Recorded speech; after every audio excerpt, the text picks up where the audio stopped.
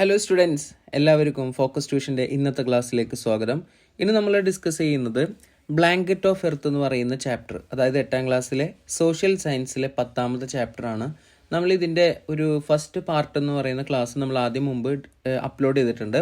അത് കാണാത്തവരാണെങ്കിൽ ആ ക്ലാസ് കണ്ടതിന് ശേഷം ഈ ഒരു ക്ലാസ് കാണാം. അതിൻ്റെ ലിങ്ക് വേണമെങ്കിൽ ഞാൻ ഡിസ്ക്രിപ്ഷനിൽ പോസ്റ്റ് ചെയ്യാം. ഓക്കെ, ഈ പാഠത്തിനകത്ത് നമ്മൾ ഡിസ്കസ് ചെയ്യുന്നത് സ്ട്രക്ചർ ഓഫ് അറ്റ്മോസ്ഫിയർ ആണ്.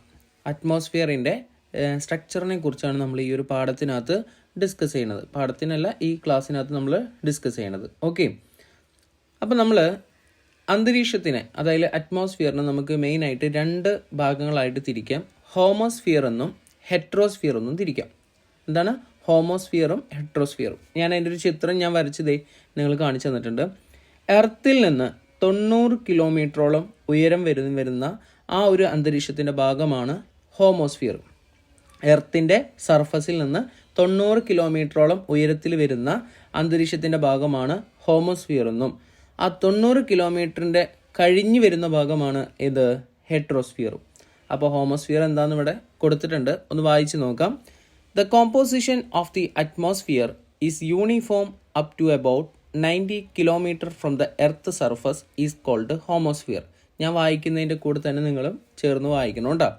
അതായത് ഈ 90 കിലോമീറ്റർ, എർത്തിൻ്റെ സർഫസിൽ നിന്ന് 90 കിലോമീറ്റർ വരെ വരുന്ന ആ ഒരു ഭാഗത്ത് അറ്റ്മോസ്ഫിയറിൻ്റെ കോമ്പോസിഷൻ എല്ലാം എന്താണ്, ഒരുപോലെ ആയിരിക്കും, യൂണിഫോം ആയിരിക്കും.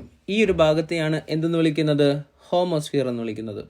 ഓക്കെ, എങ്കിൽ ഹെട്രോസ്ഫിയർ എന്താ? The composition of the atmosphere is not uniform. കണ്ട, അന്തരീക്ഷത്തിൻ്റെ കോമ്പോസിഷൻ ഇവിടെ എങ്ങനെയാണ്? ഒരിക്കലും എന്തല്ല, യൂണിഫോം അല്ല, ഒരുപോലെയല്ല. എവിടെ? ഹെട്രോസ്ഫിയർ എന്ന് പറയുന്ന ഭാഗം. ഹെട്രോസ്ഫിയർ നമ്മൾ പഠിച്ചതാണ് അല്ലേ, 90 കിലോമീറ്ററിൻ്റെ അപ്പുറം വരുന്ന ഭാഗം. ഈ ഒരു സർഫസ്, ഇത് എന്ന് പറയുന്നത് ഈ ഒരു ഭാഗത്തെയാണ് നമ്മൾ എന്ത് വിളിക്കുന്നത്, ഹെട്രോസ്ഫിയർ എന്ന് വിളിക്കുന്നത്. ക്ലിയർ ആണോ? അപ്പോൾ the composition of the atmosphere is not uniform beyond 19 kilometre from the earth surface. Okay, ഈ 19 കിലോമീറ്ററിൻ്റെ അപ്പുറം വരുന്ന ഈ കോമ്പോസിഷൻ ഒരുപോലെ അല്ലാത്ത വരുന്ന അന്തരീക്ഷത്തിൻ്റെ ഭാഗത്തെയാണ് നമ്മൾ എന്തെന്ന് വിളിക്കുന്നത്, ഹെട്രോസ്ഫിയർ. ക്ലിയർ ആണോ? ഇനി നമുക്ക് അറ്റ്മോസ്ഫറിക് ലെയേഴ്സ്, അന്തരീക്ഷത്തിന് ഒരുപാട് പാളികളുണ്ട്. ഈ പാളികളെ നമുക്ക് എന്തൊക്കെ പേരിലാണ് അറിയപ്പെടുന്നത്? Troposphere, stratosphere, mesosphere, thermosphere. അപ്പോൾ ഇതിൻ്റെ ആ ഒരു ചിത്രം നിങ്ങൾ നോക്കിയേ, ഭൂമിയോട് ഏറ്റവും ചേർന്ന് വരുന്നതാണ് ട്രോപ്പോസ്ഫിയർ, അതിൻ്റെ തൊട്ട് മുകളിൽ സ്ട്രാറ്റോസ്ഫിയർ, അതിൻ്റെ മുകളിൽ മെസോസ്ഫിയർ, അതിൻ്റെ മുകളിൽ തെർമോസ്ഫിയർ. അപ്പം നമുക്ക് ഇതിലെ ഓരോന്നും ഡീറ്റെയിൽ ആയിട്ട് പഠിക്കാം. ഓക്കെ, ആദ്യം നമ്മൾ ഡിസ്കസ് ചെയ്യുന്നത് ട്രോപ്പോസ്ഫിയറിനെ കുറിച്ചാണ്. നിങ്ങൾക്കിവിടെ ഒരു ചിത്രമൊക്കെ തന്നിട്ടുണ്ട് അല്ലേ, ഇടിവെട്ട്, മഴ, അതുപോലെ തന്നെ മറ്റുള്ള കാറ്റ്, ഇതെല്ലാം ഉണ്ടാകുന്നത് ഈ പറയുന്ന എല്ലാ വെതറായിട്ടുള്ള അല്ലെങ്കിൽ കാലാവസ്ഥപരമായിട്ടുള്ള ക്ലൈമറ്റിക് പരമായിട്ടുള്ള എല്ലാ പ്രതിഭാസങ്ങളും നടക്കുന്നതും ട്രോപ്പോസ്ഫിയറിലാണ്. അപ്പോൾ നമുക്ക് ഓരോ പോയിൻ്റായിട്ട് നോക്കാം. This layer close to earth surface, എർത്തിൻ്റെ സർഫസിനോട് വളരെ ചേർന്ന് കിടക്കുന്ന ലെയറാണ് ഏത്, ട്രോപ്പോസ്ഫിയർ. ക്ലിയർ ആണോ? രണ്ടാമത്തെ point, average altitude 13 kilometre from the earth surface. ഭൂമിയുടെ സർഫസിൽ നിന്ന് എത്ര കിലോമീറ്റർ ഉയരം വരെയുണ്ട് ഈ ട്രോപ്പോസ്ഫിയർ? 13 കിലോമീറ്റർ വരെ ഉയരം ഇതിന് വരുന്നുണ്ടെന്നാണ് പറയുന്നത്. ഇനി the height of the troposphere is more in the equatorial region, about 18 kilometre. Equatorial അറിയാലോ നമുക്ക്, ഭൂമിയുടെ നേരെ മിഡിൽ വരുന്ന ഭാഗം, അതാണ് ഇക്വറ്റോറിയൽ അല്ലെങ്കിൽ ഭൂമധ്യരേഖ എന്നൊക്കെ പറയും. ആ ഭാഗത്ത് ഈ ട്രോപ്പോസ്ഫിയറിൻ്റെ ഉയരം എന്ന് പറയുന്നത് 18 കിലോമീറ്ററോളം വരുന്നുണ്ടെന്നാണ് പറയുന്നത്. എന്താണ്? ഇക്വറ്റോറിയൽ എന്ന് പറയുന്ന ഭാഗത്ത് ട്രോപ്പോസ്ഫിയറിൻ്റെ ഉയരം എത്ര വരുന്നുണ്ട്? 18 കിലോമീറ്ററോളം ഉയരം വരുന്നുണ്ടെന്നാണ് പറയുന്നത്. ഇനി almost all the whether and climatic phenomena take place in this layer. ഈ ഒട്ടുമിക്ക എല്ലാ ക്ലൈമറ്റിക് അതുപോലെ കാലാവസ്ഥ പ്രതിഭാസങ്ങളെല്ലാം നടക്കുന്നത് ഈ പറയുന്ന ലെയറിലാണ്. ക്ലൗഡ് ഫോർമേഷൻ, മേഘങ്ങൾ ഉണ്ടാകുന്നത്, മഴയുണ്ടാകുന്നത്, കാറ്റ്, മഞ്ഞ്, ഇടിവെട്ട്, മിന്നൽ, ഇതൊക്കെ ഉണ്ടാകുന്നത് ഈ ട്രോപ്പോസ്ഫിയർ എന്ന് പറയുന്ന ലെയറിനകത്താണ്. Temperature decreases with increasing altitude. ഉയരം കൂടുന്നതിനനുസരിച്ച് ടെമ്പറേച്ചറിൻ്റെ അളവ് എന്ത് ചെയ്യുന്നുണ്ട്? കുറയുന്നുണ്ട്. എന്താണ്? ഉയരം കൂടുന്നതിനനുസരിച്ച് ടെമ്പറേച്ചർ എന്ത് ചെയ്യുന്നുണ്ട്? കുറയുന്നുണ്ട്. ഇവിടെ പറയുന്നുണ്ട് 1 degree Celsius decreases for every 165 metre of altitude. ഓരോ 165 മീറ്റർ മുകളിലേക്ക് പോകും തോറും എത്ര ഡിഗ്രി സെൽഷ്യസ് വെച്ച് കുറയുന്നുണ്ട്? 1 ഡിഗ്രി സെൽഷ്യസ് വെച്ച് കുറയുന്നുണ്ട്. 165 മീറ്റർ മുകളിലേക്ക് പോകുമ്പോൾ എത്ര ഡിഗ്രി കുറയും? 1 ഡിഗ്രി സെൽഷ്യസ് കുറയും. അടുത്ത 165 മീറ്റർ നമ്മൾ അടുത്ത 1 ഡിഗ്രി കുറയും. ക്ലിയർ ആണോ? ഇതാണ് ഒരു ട്രോപ്പോസ്ഫിയറിൻ്റെ പ്രത്യേകതയിൽ പറയുന്ന കാര്യങ്ങൾ. ഇനി അടുത്തത് ട്രോപ്പോസ്ഫിയർ കഴിഞ്ഞ അതിൻ്റെ മേലെ വരുന്ന ലെയറാണ് ഏത്? Stratosphere.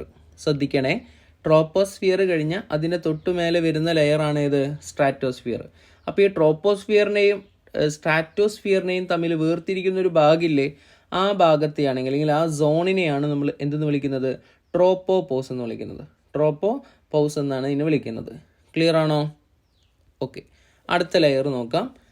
Stratosphere height extend up to 50 kilometre from the earth and lies above the tropopause. ട്രോപ്പോപാസിന് മുകളിലായിട്ടും എർത്ത് സർഫസിൽ നിന്ന് എത്രത്തോളം ഉയരത്തിലാണ് നിൽക്കുന്നത്? 50 കിലോമീറ്റർ ഉയരത്തിലാണ് നിൽക്കുന്നത്. മനസ്സിലായ? 50 കിലോമീറ്റർ ഉയരത്തിലും ട്രോപ്പോപാസിൻ്റെ മുകളിലായിട്ട് വരുന്ന ഭാഗമാണ് ഇത് stratosphere. Lower parts of stratosphere there is a no change in temperature. അതായത് ഈ സ്ട്രാറ്റോസ്ഫിയറിൻ്റെ ഏറ്റവും താഴെ വരുന്ന ഭാഗം ഉണ്ടല്ലോ, സ്ട്രാറ്റോസ്ഫിയറിൻ്റെ താഴെ വരുന്ന ഭാഗത്തിന് എന്തുണ്ടാവാറില്ല? ടെമ്പറേച്ചറിനകത്ത് ചേഞ്ചസ് ഉണ്ടാവാറില്ല. അതുകൊണ്ട് ഈ ഭാഗത്തിന് അറിയപ്പെടുന്ന പേരാണ് ഐസോതേർമൽ സോൺ. ഐസോതേർമൽ സോൺ എന്നാണ് ഇതിനെ അറിയപ്പെടുന്നത്. പിന്നെ ഓസോൺ ലെയർ കാണപ്പെടുന്ന ലെയർ ചോദിച്ചാൽ പറയണം അത് സ്ട്രാറ്റോസ്ഫിയറിലാണ്. ഓസോൺ ലെയർ എവിടെ കാണുന്നത്? സ്ട്രാറ്റോസ്ഫിയറിലാണ്. അതുപോലെ തന്നെ ജെറ്റ് എയർക്രാഫ്റ്റുകൾ, ഇപ്പം ഞാനിവിടെ ചിത്രം കൊടുത്തിട്ടുണ്ട്. അതെന്താണ്? ഒരു ജെറ്റിൻ്റെ ഫോട്ടോ ആണ്. ഒരു ജെറ്റ് എയർക്രാഫ്റ്റുകൾ സഞ്ചരിക്കുന്നത് പ്രധാനമായിട്ടും സ്ട്രാറ്റോസ്ഫിയറിലൂടെയാണ്. എന്തുകൊണ്ടാണ് സ്ട്രാറ്റോസ്ഫിയറിലൂടെയാണ് ജെറ്റ് എയർക്രാഫ്റ്റ് സഞ്ചരിക്കുന്നതെന്ന് ചോദിച്ചാൽ ക്ലിയർ അറ്റ്മോസ്ഫിയറിക് കണ്ടീഷനാണ്. അവിടുത്തെ വായുവിൻ്റെ കണ്ടീഷൻസ് ഒക്കെ എന്താണ്? നല്ല ക്ലിയർ ആണ്, തെളിഞ്ഞ വായു അല്ലെങ്കിൽ അന്തരീക്ഷ കണ്ടീഷൻ ആയതുകൊണ്ടാണ് ജെറ്റ് എയർക്രാഫ്റ്റുകൾ സ്ട്രാറ്റോസ്ഫിയറിലൂടെ സഞ്ചരിക്കുന്നത്. ഓക്കെ, ഇനി നമുക്കറിയാം സ്ട്രാറ്റോസ്ഫിയർ കഴിഞ്ഞ് അടുത്ത മുകളിൽ വരുന്ന ലെയറാണ്, സ്ട്രാറ്റോസ്ഫിയറിൻ്റെ മുകളിൽ വരുന്ന ലെയറാണ് മെസോസ്ഫിയർ. അപ്പോൾ സ്ട്രാറ്റോസ്ഫിയറിനെ മെസോസ്ഫിയറിനെ തമ്മിൽ വേർതിരിക്കുന്ന ആ ഒരു ഭാഗം, ആ ഒരു സോണ്, അതിനറിയപ്പെടുന്ന പേരാണ് സ്ട്രാറ്റോപോസ്. എന്താണ്?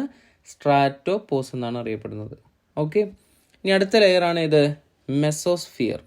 മെസോസ്ഫിയർ എന്ന് പറയുന്നത് extend 50 to 80 kilometre altitude from the earth.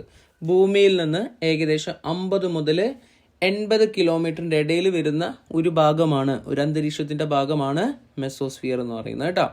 ഇവിടെ എങ്ങനെയാണ് temperature decreases with increasing altitude. ഉയരം കൂടുന്നതിനനുസരിച്ച് ടെമ്പറേച്ചർ എന്ത് ചെയ്യുന്നുണ്ട്? ഇവിടെ കുറയുന്നുണ്ട്. എന്താണ്? ഉയരം കൂടുന്നതിനനുസരിച്ച് ടെമ്പറേച്ചർ എന്ത് ചെയ്യുന്നുണ്ട്? കുറയുന്നുണ്ട്. Meteors on reaching the mesosphere get burn due to friction. ഈ ഉൽക്കകളുണ്ടല്ലോ, ഉൽക്കകൾ വന്നി കത്തിത്തീരുന്നത്, അന്തരീക്ഷത്തിലേക്ക് കടന്ന് കത്തുന്നത് എവിടെ വെച്ചിട്ടാണെന്ന് ചോദിച്ചിട്ടുണ്ടെങ്കിൽ അത് മെസോസ്ഫിയറിലാണ്. കാരണം അവിടുത്തെ ഫ്രിക്ഷൻ്റെ ഘർഷണത്തിൻ്റെ ഭാഗമായിട്ട് ഈ ഉൽക്കകൾ മെസോസ്ഫിയറിൽ വന്നിട്ട് കത്തുന്നു. Okay, the zone of transition above the mesosphere, അതായത് മെസോസ്ഫിയറിൻ്റെ മുകളിൽ വരുന്ന ഭാഗം. മെസോസ്ഫിയർ കഴിഞ്ഞാൽ അതിൻ്റെ മുകളിൽ വരുന്ന ലെയർ ഏതാണെന്ന് ചോദിച്ചാൽ നമുക്ക് പറയണം തെർമോസ്ഫിയർ ആണ്. മെസോസ്ഫിയർ കഴിഞ്ഞാൽ പിന്നെ മുകളിൽ വരുന്നത് തെർമോസ്ഫിയർ. അപ്പോൾ ഇവരെ തമ്മിൽ വേർതിരിക്കുന്ന ആ ഒരു സോണിനെ വിളിക്കുന്ന പേരാണ് മെസോപോസ് എന്നാണ് അറിയപ്പെടുന്നത് കേട്ടോ. മെസോപോസ്. മെസോസ്ഫിയറിനെയും തെർമോസ്ഫിയറിനെയും തമ്മിൽ വേർതിരിക്കുന്ന ഭാഗമാണ് മെസോപോസ്. ഓക്കെ, ഇനി അടുത്തതാണ് തെർമോസ്ഫിയർ. ഏകദേശം 80 മുതൽ 600 കിലോമീറ്റർ വരെയാണ് ഇതിൻ്റെ ഉയരം എന്ന് പറയുന്നത്, ഓൾട്ടിറ്റ്യൂഡ് എന്ന് പറയുന്നത് കേട്ടോ. Temperature increase with increasing altitude. എല്ലാം പറഞ്ഞതിൽ നിന്നൊരു ഡിഫറൻ്റ് ആണ്. ഉയരം കൂടുന്നതിനനുസരിച്ച് ആരും കൂടിക്കൊണ്ടിരിക്കും? ടെമ്പറേച്ചറും കൂടിക്കൊണ്ടിരിക്കും. Lower part is known as ionosphere. തെർമോസ്ഫിയറിൻ്റെ ഏറ്റവും താഴെയുള്ള ലോവർ പാർട്ടിനെ വിളിക്കുന്ന പേരാണ് എന്ത്? അയണോസ്ഫിയർ എന്ന് വിളിക്കും.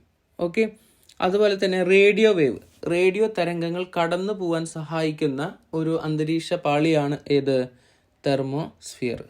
ക്ലിയർ ആണല്ലോ? അപ്പോൾ ഇതാണ് നമ്മുടെ ചാപ്റ്റർ. നിങ്ങൾക്ക് ഇഷ്ടമായെങ്കിൽ നമ്മളെ ചാനൽ സബ്സ്ക്രൈബ് ചെയ്യുക. നിങ്ങളെ കമൻറ്റുകൾ പറയുക. നിങ്ങൾക്ക് ഇനി ഏതെങ്കിലും ക്ലാസ് വേണമെന്നുണ്ടെങ്കിൽ നിങ്ങൾ കമൻ്റായിട്ട് പറയുക. ഇഷ്ടമായെങ്കിൽ നിങ്ങൾ ലൈക്ക് ചെയ്യുക. Okay, thank